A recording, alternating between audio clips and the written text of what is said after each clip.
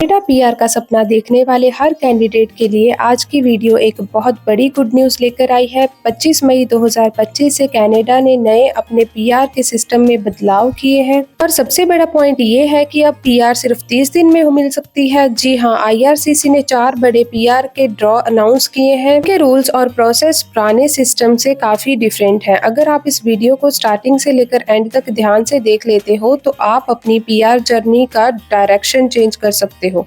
कि इस वीडियो में मैं आपके साथ शेयर करूंगी फास्ट ट्रैक पीआर मिलने के बेस्ट टाइम कौन सा है और उसके ऑप्शंस कौन से होंगे। तो चलिए बिना टाइम वेस्ट किए वीडियो शुरू करते हैं। आईआरसीसी ने ऑफिशियली कंफर्म किया है कि 25 मई 2025 से एक नए टाइप का पीआर ड्रॉ सिस्टम लॉन्च किया जा रहा है और इस नए सिस्टम का नाम है एक्सेलरेटेड एक्सप्रेस एंट्री यानी कि प्रायोरिटी ऑक्यूपेशन ड्रॉ। इसमें क्या है, हर ड्रॉ सिर्फ एक स्पेसिफिक ऑक्यूपेशन या कैटेगरी के लोगों के लिए होगा। प्रोसेसिंग टाइम सिर्फ 30 डेज का होगा। सीआरएस स्कोर कम हो सकता है अगर डिमांड हाई है। ये ड्रॉ जून, जुलाई और अगस्त तक चैलेंजिंग है और चलने की उम्मीद है। हर महीने नए लोग बुलाए जाएंगे और कौन कौन सी कैटेगरी में ये ड्रॉ आएंगे तो उसके बारे में अब हम बात करते हैं। ज्यादा डिमांडिंग में जो ऑक्यूपेशन रहने वाली है वो है जी हेल्थ केयर गिवर्स प्रोफेशनल्स के बारे में, यानी कि doctors, nurses, pharmacist and lab technicians. Canada में हेल्थ केयर सिस्टम बहुत ज्यादा प्रेशर में है क्योंकि कनाडा की 80% पॉपुलेशन एज्ड है, जहां पे उनको अर्जेंट स्किल्ड लोग चाहिए जो कि उनके child care and health care department में बहुत ज्यादा नीडेड है। अगर आप इस कैटेगरी में आते हैं तो आप खुश हो सकते हैं, लेकिन आपके पास कुछ रिक्वायरमेंट्स होनी चाहिए जो कि मैं आपके साथ आगे डिस्कस करने वाली हूँ। नेक्स्ट ऑक्यूपेशन की बात करते हैं तो वो है जी स्टेम ऑक्यूपेशन, जैसे कि साइंस, टेक्नोलॉजी, इंजीनियरिंग,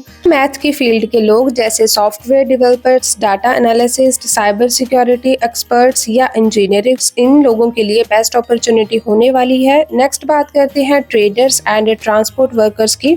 कनाडा की 40% economy traders and transport worker के जरिए ही चलती है। पहले हम देखें 2024 में ट्रूडो सरकार ने ट्रांसपोर्टर वर्कर्स के लिए कोई भी अपॉर्चुनिटीज नहीं निकाली थी, लेकिन अब अगर आप ट्रक ड्राइवर हैं, हैवी इक्विपमेंट ऑपरेटर्स हैं, वेल्डर्स हैं, यहाँ डिमांड हाई होने के बहुत ज्यादा चांसेस हैं। तो नेक्स्ट बात करते हैं French speaking candidates from any occupation. अगर आप लोगों को फ्रेंच लैंग्वेज आती है, डजंट मैटर आप किसी और थर्ड ऑक्यूपेशन से हैं, तो आप लोग भी एलिजिबल होंगे क्योंकि टीईएफ एंड टीसीएफ ने कह दिया है कि अगर आपके पास फ्रेंच लैंग्वेज का कोर्स है या फिर आपको फ्रेंच लैंग्वेज की बेसिक नॉलेज है तो आपको एक्स्ट्रा पॉइंट दिए जाएंगे जो कि आपके फास्ट ट्रैक पीआर में हेल्प करेंगे। तो चलिए अब हम मूव करते हैं एलिजिबिलिटी क्राइटेरिया पे। सबसे पहले बात करते हैं एक्सप्रेस एंट्री। तो आपका एक्सप्रेस एंट्री में प्रोफाइल बना होना चाहिए, लेकिन अगर ऑलरेडी बना हुआ है, उसको बहुत ज्यादा टाइम हो गया है, तो आप उसको अपडेट कर सकते हैं ताकि बिना किसी डिले के आप अप्लाई कर पाए। नेक्स्ट एलिजिबिलिटी की बात करें तो आपका एनओसी कोड इन्हीं टारगेटेड कैटेगरी में से होना चाहिए। अगर आपका एनओसी कोड किसी और टारगेट कैटेगरी में से है तो आप एलिजिबल नहीं होंगे। आपके पास IELTS या फिर फ्रेंच कोर्स का टेस्ट वैलिड होना चाहिए, क्योंकि अगर आपके पास बेसिक स्किल्स या फिर इंग्लिश स्किल्स नहीं है, एलिजिबिलिटी क्राइटेरिया मीट नहीं करते। इसका सीधा सीधा मतलब ये है कि आप इन पीआर ड्रॉ के लिए फिर वैलिड नहीं है। नेक्स्ट बात करते हैं कि आपका पुलिस क्लियरेंस सर्टिफिकेट होना चाहिए। आपकी पुलिस क्लियरेंस यानी कि क्रिमिनल रिकॉर्ड पूरा क्लियर होना चाहिए ताकि आप लोगों के ऊपर कोई भी तरीके की प्रॉब्लम ना आ पाए। उसके बाद मेडिकल अपडेट रखिए।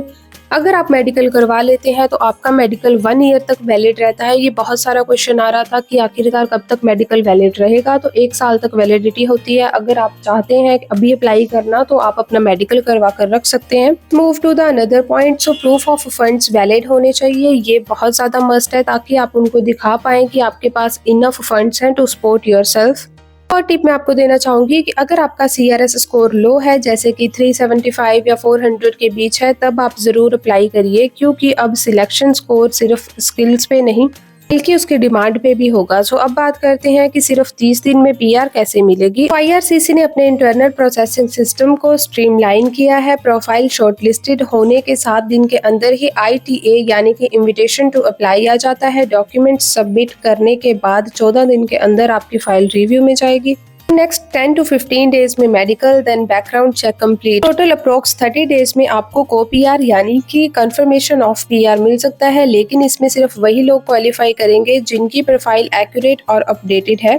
चलिए मैं आपको एक रियल एग्जांपल देती हूँ। मेरे एक सब्सक्राइबर जिसका नाम रवि है, जिन्होंने 2024 में एक्सप्रेस एंट्री में प्रोफाइल बनाई थी एज अ वेल्डर। उनका CRS स्कोर सिर्फ 382 था। तो अप्रैल 2025 में उन्होंने अपनी जॉब प्रोफाइल को अपडेट किया, न्यू NO को डाला, जॉब ऑफर लेटर को अटैच किया। मई के पहले ही वीक में उनको टारगेटेड इन्विटेशन मिल चुका है और सिर्फ 32 डेज के अंदर उनका PR अप्रूवल आ चुका है। एग्जाम्पल देने का मतलब सीधा सिर्फ ये है कि अगर आप भी सेम स्ट्रेटेजी फॉलो करते हो, अपनी प्रोफाइल अपडेट करते हो, जॉब ऑफर लेटर के लिए ट्राई करते हो, even you have attempt LMIA as well, NOC और डॉक्यूमेंट्स डबल चेक करो, फ्रेंच टेस्ट या फिर डिफरेंट कोर्सेज करके उसके बेनिफिट्स उठाओ, का कंफर्मेशन इजीली हो सकता है। नेक्स्ट बात करते हैं कि जब भी इमिग्रेशन रूल्स चेंज होते हैं तब आप देखेंगे कि फेक कंसल्टेंट मार्केट में आ जाएंगे, आप लोगों को बुलाएंगे, हम 30 डेज में PR दिलवा देंगे। I would like to tell you IRCC का प्रोसेस 100% ट्रांसपेरेंट है, आप खुद भी अप्लाई कर सकते हो। अगर आपने चूज भी करना है तो आपके नियर बाय जो भी IRCC सर्टिफाइड कंसल्टेंट है आप उनसे बात कर सकते हैं। इसके अलावा मैंने अपने पेज पे ऑलरेडी बताया हुआ है कि आपको कौन सी मिस्टेक से बचना चाहिए ताकि आपकी PR इजीली एंड आसान तरीके से आ जाए।